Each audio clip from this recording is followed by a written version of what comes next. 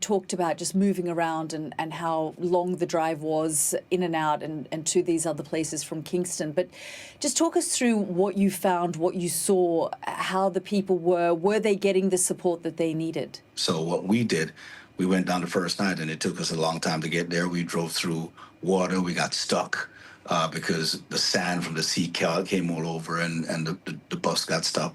The trucks got stuck. We had to push it out. And the next day when I came back, I regrouped. I actually transferred everything into smaller vehicles and went down there. And it was St. Elizabeth Parish that you went to, which was the hardest hit.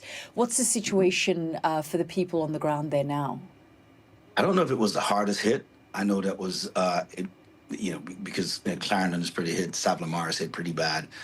There's a lot. Everything on the west is hit bad. I don't want to say one place is more than none. This is just what I saw.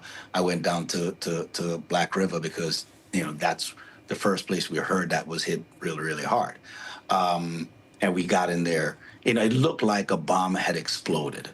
And the Prime Minister has said this is just a warning of what may continue to come. And you've talked about surviving and living through other hurricanes in the past. For you, the worst one before this in 1988, when it was just, that was bad too, Category 3. This was a Category 5. But do you think that this is something that, the people on the island will continue to see and have to live through because of climate change? You know what?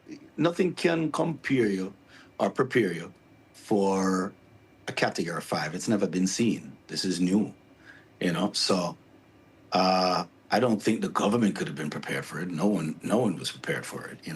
Will it be something that's going to live on? Absolutely. The psychological effects that it's going to have on some of these children is, my prayers are out to them. I had a conversation with some of these kids. You could see it in their eyes. They're traumatized.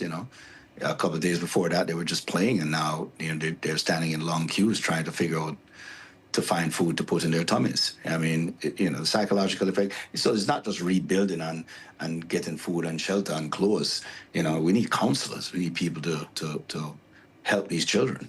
Are you going to continue to mobilize and help to push to keep the attention on the situation on the ground? Because, often we see the cameras move on, people's attention moves on very quickly from these disasters, and the people are left to sort of fend for themselves and figure it out long after everyone has gone.